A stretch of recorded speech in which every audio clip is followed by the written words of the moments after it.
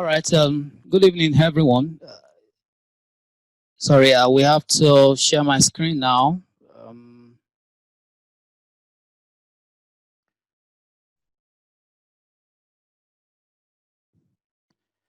Sorry, can you guys see my screen?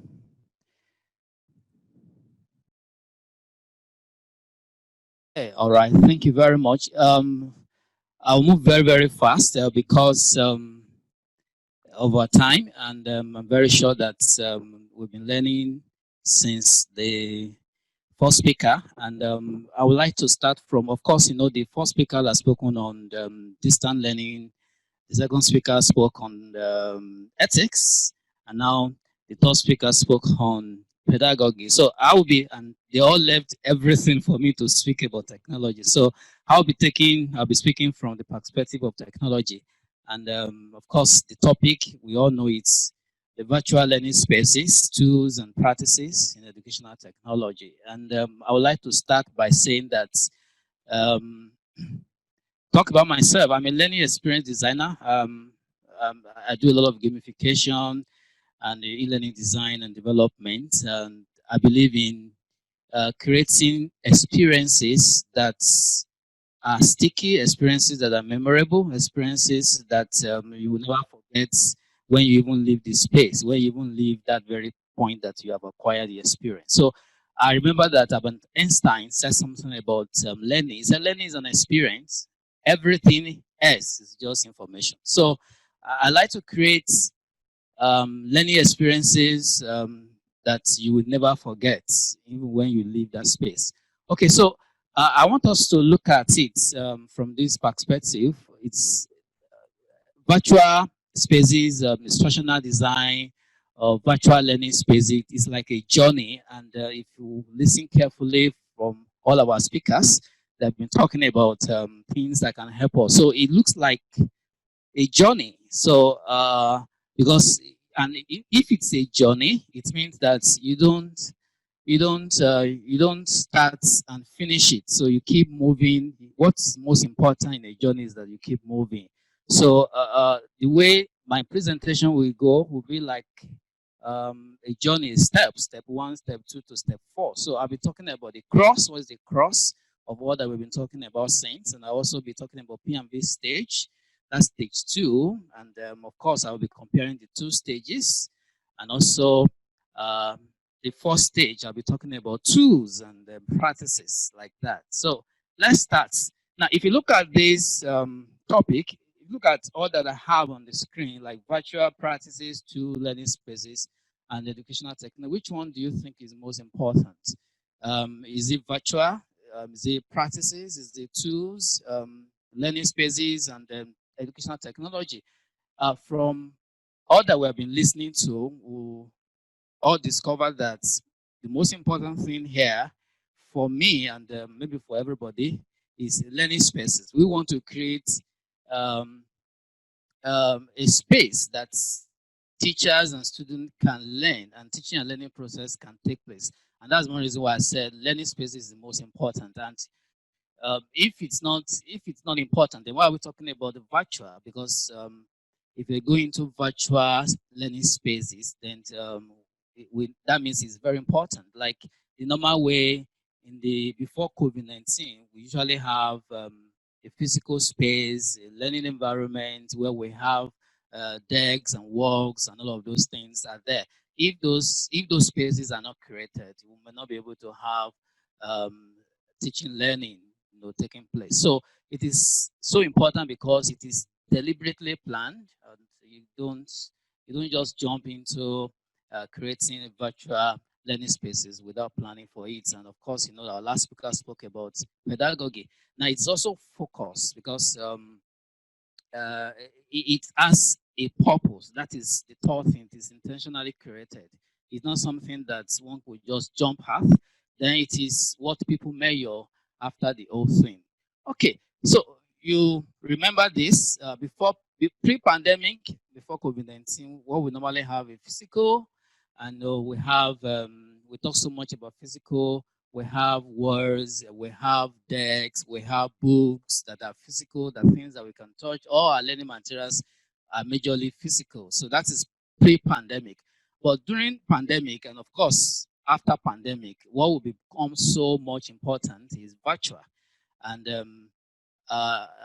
virtual is a learning space that we have to deliberately create. If you don't do that, then we might not be able to continue learning. Just as what is happening now, a lot of schools are shut down, except so many schools that have this system in place that have been able to go into that space. So, and that's what I call P&V.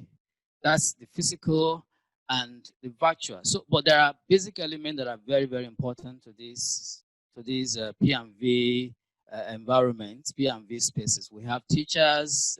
We can also regard them as learners, trainers. We have learners or students or trainees. Then we also have the aspect of pedagogy, which has been spoken much of. We also have the aspect of content. So we have these four elements, and they're interacting together. They're interacting dependently to achieve a focus, to achieve a purpose, and that's to create learning. And of course, I've talked about that. Now, this when we compare the two spaces together, we see that the elements are equal. We have at physical stage, we used to say stage on the stage, and but now we're talking about facilitator. We're talking about being facilitators. Even now, it has even moved beyond being a facilitator. It has become talent management, that we have to manage the talent of our students when we are interacting with them. And of course, the content at physical, we usually have something that is not that continuous, that is not that dynamic. But in virtual, we have dynamic content. Of course, at physical, the pedagogy is always monotonous. It's just one strategy that we say, okay, today we want to use lecture method, today we want to use drama method. So it's always like that. I will just go to class to teach. But in virtual learning space, it's heterogeneous. We have to combine different pedagogies, different strategies to bring about learning. And of course, our students in physical environments, they're more like receivers. They're just receiving and receiving. But in virtual space, they are more like they are collaborators. They are contributors. They are contributing to what we're saying. They are collaborating with us. So we are no longer teachers are no longer sages on the stage. They are not even longer facilitators. They're becoming talent managers. So that's one of the terms that I came across in recent days, that teachers now they need to begin to see themselves as talent managers. They have talent. Students have talent that must be explored. So learning also, we see that it's once and for all in physical environments, but learning is continuous in virtual. Now, looking at virtual space tools and practices, there are three very important things that are very germane. That is digital content. If you're talking about virtual learning space, we must be talking about digital content.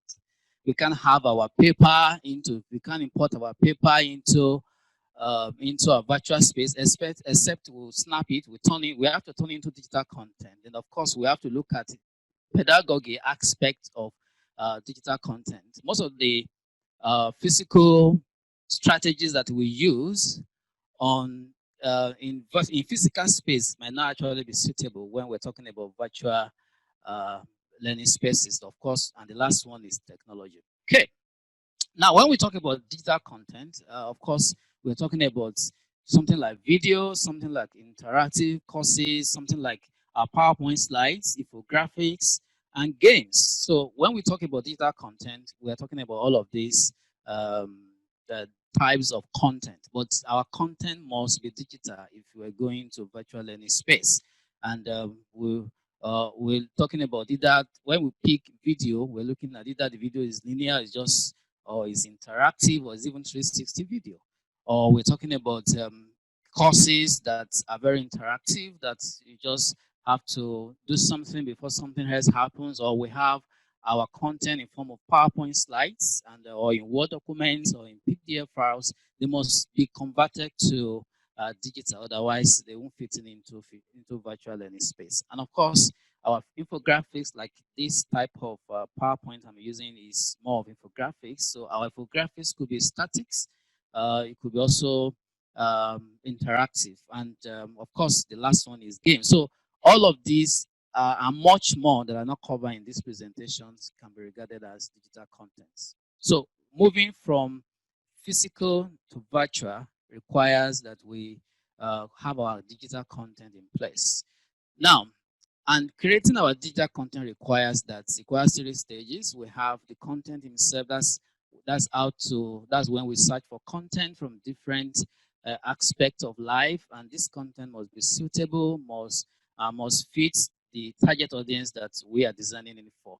So we do content curation under digital content. Then we have instructional design, and that's where we break the whole thing into different scripts or different storyboards, and we have all our content segmented into small chunks that people call micro learning. Then of course, once that has been done, then we start looking at how do we develop it into a digital content. So now, from pedagogy, I'm very sure you must have had something like micro learning. Micro learning is not, even though it has become a major thing that everybody is talking about, but for me, it's not new. It was started by B.F. Skinner in 1954, 1956, thereabouts. So he was the one that said, let's break our content to bite size, and so that students or learners can assimilate, can uh, interact with the content in such a way that they will not forget, so that we just give all the content into students and expect them to interact with it. So we also have a pedagogy called gamification. That's where we use game elements like points. I'm very sure in physical classroom we have this where when students get a particular question correctly, we give him points. Okay, yes, you have score 1, you have point 2.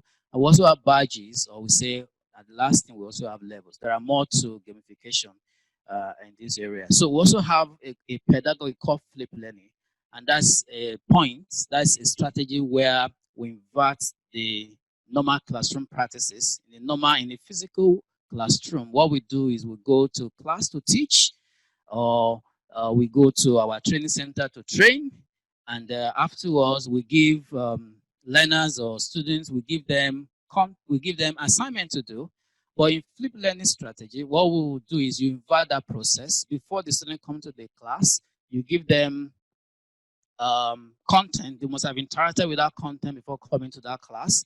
Then after which they now come to class to solve the questions. And so students that are having difficulty in solving the questions, they can now be assisted by the teachers. And of course, in 2010, mobile learning became um, drew attention from people from different learning specialists. And of course, what we're talking about now, what people are talking about is immersive learning, where they talk about 360 videos, where they talk about virtual learning, where they talk about simulations and all of that. So this is also part of things that can be um, explored when we talk about virtual learning spaces. Now, there are tools, and I will look at all these tools. In our last speaker talked about mentioned Microsoft Teams. There are tools that are web-based. Of course, this one that we're using for this particular virtual meeting now is Zoom.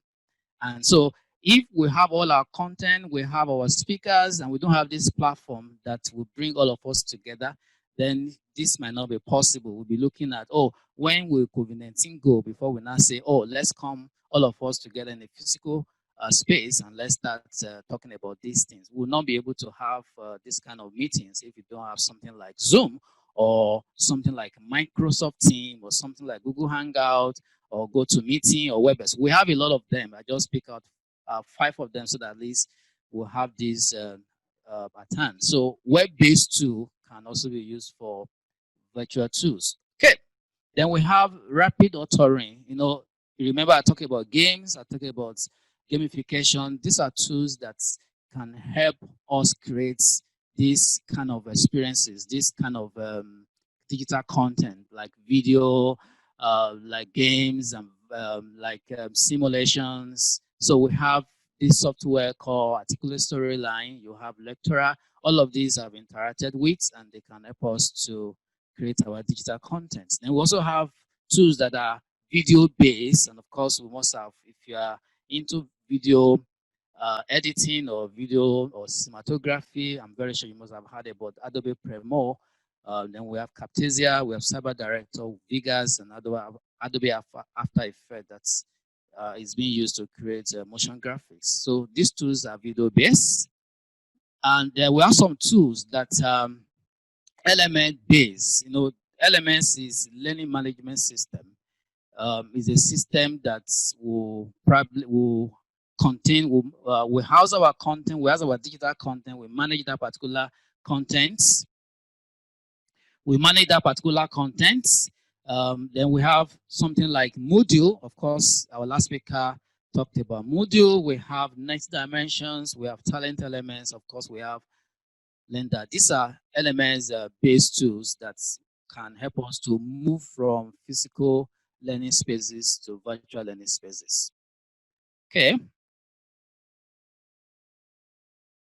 So then we also have some elements based tools that are social media based. And of course, I'm very sure there's a particular school that introduced the model to Unity schools in Nigeria. And that's, I can't remember the name of the school now, but there was a school like that that has introduced Edmodo to Unity schools. We have Scrology too. We have Google Classroom, of course. Our last speaker mentioned Google Classroom. Then we have Facebook. All these are social media based elements tools. So I want you to reflect what we have spoken of. We have looked at our content. We have looked at our pedagogy. We have also looked at tools and different tools. We have categorized them into webinar based, into rapid authoring tools. We also have some that are that are LMS based, and LMS based is broken into two. We have the original, the native LMS based software. We also have social media LMS based. So I thank you for listening.